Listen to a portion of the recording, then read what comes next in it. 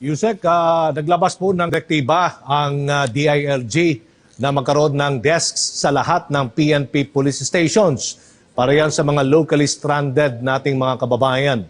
Ano po yung assistance na maaaring ibigay ng Philippine National Police sa mga na-stranded, Yusek? Opo, tama po yan, Aljo. Nagpalabas po ng kautusan sa Secretary Anyo sa lahat ng ating police station sa buong bansa na maglagay ng desk, help desk para sa mga stranded nating mga kababayan. Salamat po at natanong niyo po ako sa tanong na yan dahil nga po madaming fake news na kumakalat kung paano po ang proseso ng paghihingi ng travel authority kung kayo ay isang stranded individual.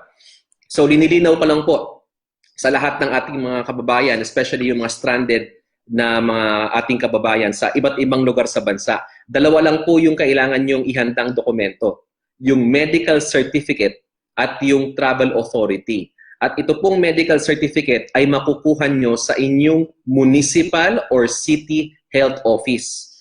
At ito pong medical certificate na ito ay hindi po kayo kailangan magpa-rapid test or kayo ay magpa-PCR test. Hindi po. Ito pong medical certificate ay nagsasaad lamang na hindi kayo contact, suspect, or probable or confirmed COVID-19 case.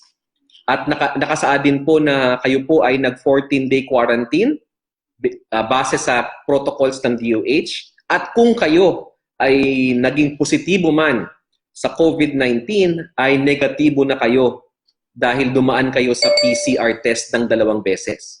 Ngayon po, pag hawak nyo na po itong medical certificate na ito, ay pwede niyo pong dalhin ito doon sa help desk ng PNP. At doon yun naman po isusumite ito para po mabigyan kayo ng travel authority. At ito pong travel authority na ito lang po ang 2 dokumento na kailangan ipakita nyo doon sa inyong lugar kung saan kayo uuwi.